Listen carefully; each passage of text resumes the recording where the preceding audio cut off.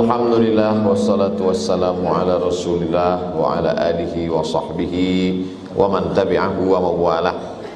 Bapak-bapak, ibu-ibu, alim ulama, orang-orang tua, tokoh masyarakat, hadirin hadirat, muslimin muslimat, jamaah fardu subuh Masjid Al-Ansar, insyaallah semuanya dimuliakan Allah Subhanahu wa taala. Kita sampai hadis yang ke-126. Dari hadis pertama ke 125 bisa dilihat di channel Tabung Wakaf Umat Official. Subscribe, like, share, and comment.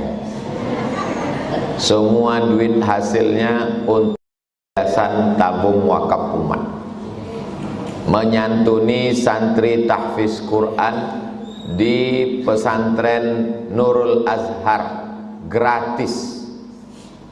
Simpang Bingung belok kiri sebelum TP. Slogannya singgahlah ke YTWU sebelum ke TP. Kalau sudah masuk TPU jangan lagi ke YTWU, karena YTWU tidak menerima mayat. Anas, hadis ini diriwayatkan dari Anas. Anas itu siapa? Waktu Nabi sampai ke Madinah, ada orang mengasih tanah, ada orang mengasih onta, ada orang mengasih madu. Ada seorang perempuan, kata dia, aku ini tak kaya ya Rasulullah, tak ada duitku untuk menolong dakwah, maka ku kasihlah anakku, anak laki-laki namanya Anas, menolong mengambilkan air, menyiapkan wudhu Nabi, membawakan kain Nabi, membawakan selop Nabi, namanya Anas. 10 tahun Anas ini menjadi pelayan Nabi. Doa Nabi untuk Anas nih, Allahumma aksir amwalahu wa auladahu, banyakkan hartanya, banyakkan anaknya. Dikabulkan Allah doa.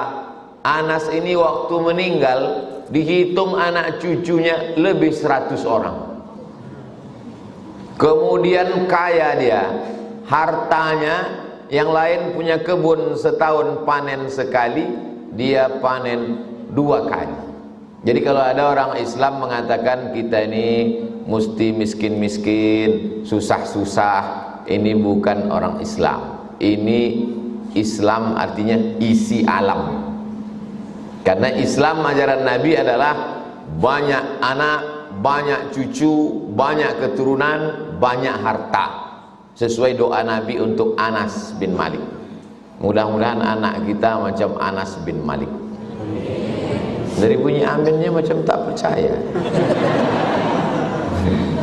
Radhiyallahu an. Kalau disebut sahabat Nabi, radhiyallahu an, Allah meridhoinya.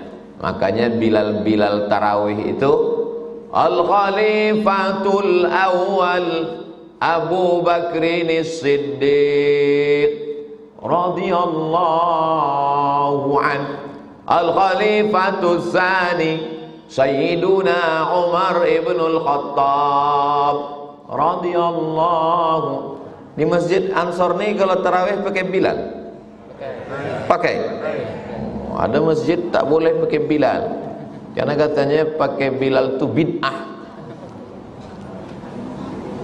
Kalau tak dikenalkan Abu Bakar, Umar, Utsman, Ali, nanti orang tak tahu sahabat Nabi, karena ada aliran yang mencaci maki sahabat Nabi. Setiap kali menyebut Abu Bakar, laknatullah alaih. Sebut Umar, laknatullah. Makanya di mimbar Ahlus Sunnah itu ditulis 4 pojok Abu Bakar, Umar, Utsman, Ali, untuk melawan orang yang mengkafirkan sahabat Nabi. Mimbar ini ada tak Abu Bakar, Umar, Utsman? Ada? Tak ada. Oh, ini diragukan mimbar. Anas bin Malik radhiyallahu an. Musnadan, hadisnya bersanad. Baca Quran bersanad, mengaji kitab bersanad, mengaji hadis bersanad. Nanti anak-anak ibu bertanya, mak, tadi kata ustadz bersanad. Salah ustadz tuh nak, yang betul bersunat. Sanad kok apa? Kamu membaca hadis ini dari mana? Dari Sahih Bukhari. Imam Bukhari itu meninggal bila? Kapan? Tahun 256. Berarti jarak dia dengan Nabi 246 tahun. Karena Nabi meninggal tahun 11. Mana jumpa Imam Bukhari sama Nabi? Jumpa Imam Bukhari sama Nabi? Tidak. Kok bisa dia nulis kitab? Entah. Kita pun tak tahu. Imam Bukhari dapat hadis itu dari gurunya, namanya Abdullah bin Maslamah. Gurunya itu dapat hadis dari gurunya, namanya Malik bin Anas. Malik bin Anas ini dapat dari gurunya, namanya Abu Zinad. Abu Zinad ini dapat dari gurunya, namanya Al-A'raj. Al-A'raj ini dapat dari gurunya, namanya Abu Hurairah. Abu Hurairah itu dapat dari gurunya, namanya Nabi Muhammad sallallahu alaihi wasallam.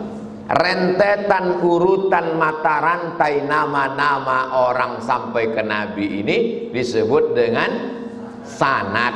Kalau sanad itu putus, hadisnya dhaif. Kalau putusnya di pangkal, namanya mu'allaq. Kalau putusnya di ujung, namanya mursal. Kalau putusnya dua orang berurut-urut, namanya mu'dal. Kalau putusnya satu di tengah, namanya munqati. 2 SKS 16 tatap muka.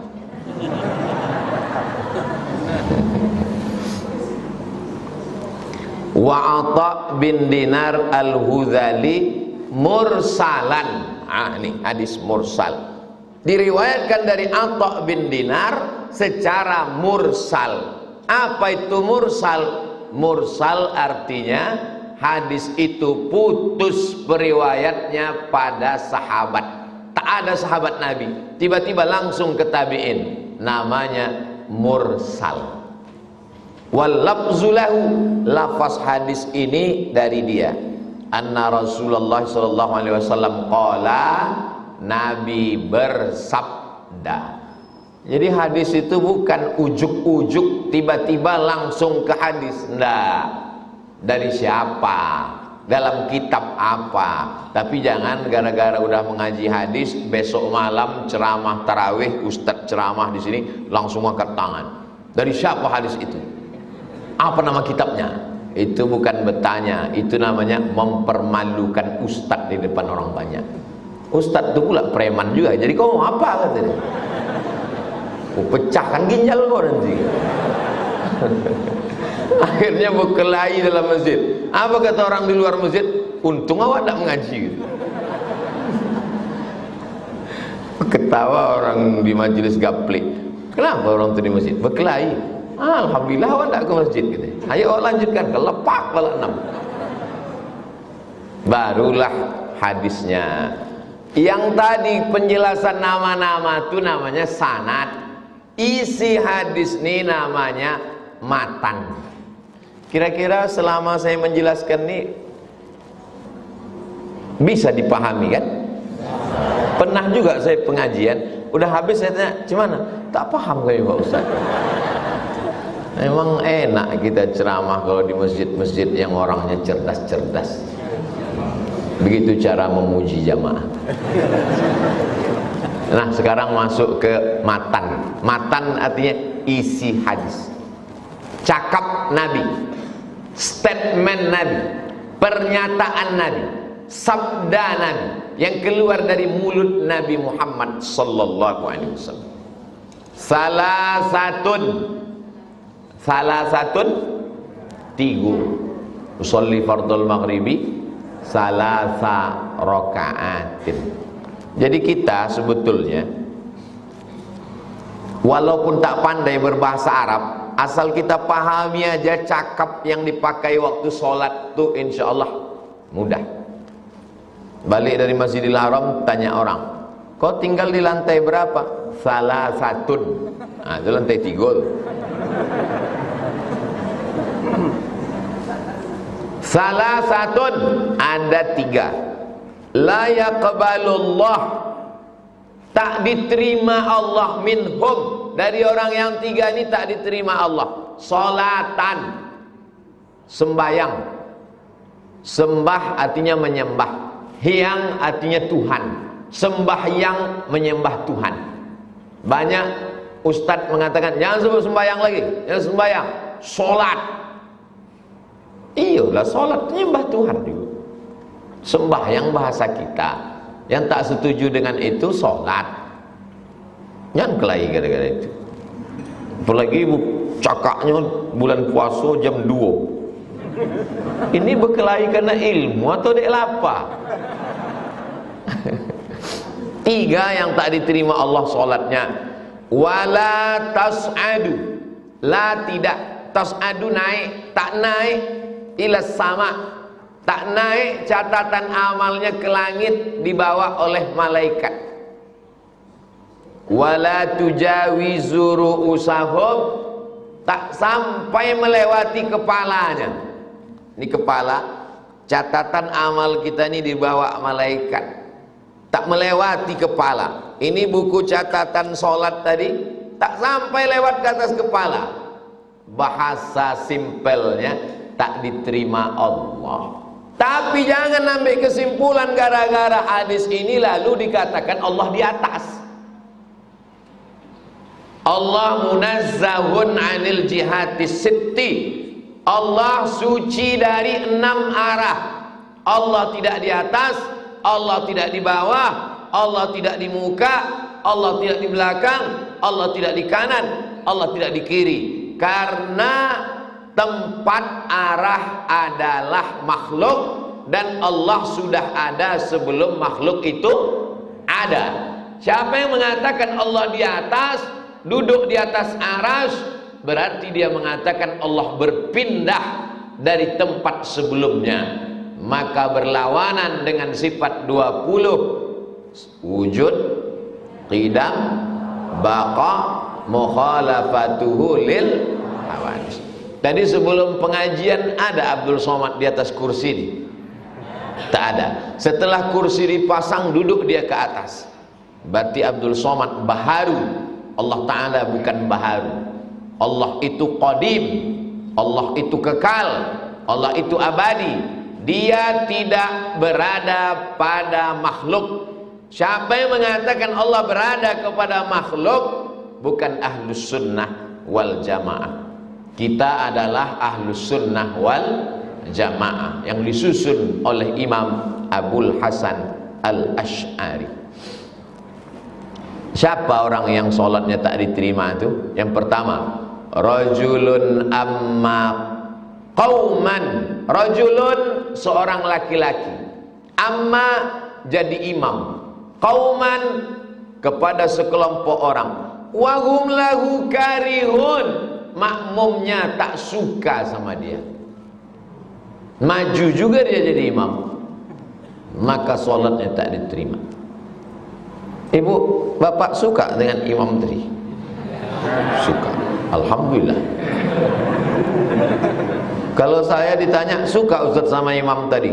Suka sangat, suka banget. Kenapa? Karena dia bacaannya kencang. Saya suka imam macam supir Medan. Ada imam itu slow. Alhamdulillahirabbil alamin gitu. Dalam hati iko sampai ndak sembahyang kok sampai salam. Iko nampaknya dua gondang, kalau ndak inyo dulu awak dulu. Kok tadi kan jelas. Bismillahirrahmanirrahim. Alhamdulillahirabbil alamin. Jelas, ambo suka imam yang jelas. Tapi makmum yang tak senang dengan imam ini tengok dulu sebabnya apa. Nah, itu. Jadi bukan asal tak suka. Kami Pak Ustadz tak suka imam kami itu. Kenapa? Ayatnya panjang betul. Ini yang bermasalah imamnya apa makmumnya? Tengok, mengaku mau. Jadi tengok dulu sebabnya. Kami tak suka imam kami itu Pak Ustadz. Kenapa kalian tak suka? Main gaple, berjudi itu. Pas tanya, Pak Imam ini mesti tabayun. Imam kan imam di masjid, kenapa main judi? Tak ada main judi, cuman taruhan spermia aja. Tolong nanti sebelum diupload yang nyebut merek tadi dibuang, takut jadi iklan gratis.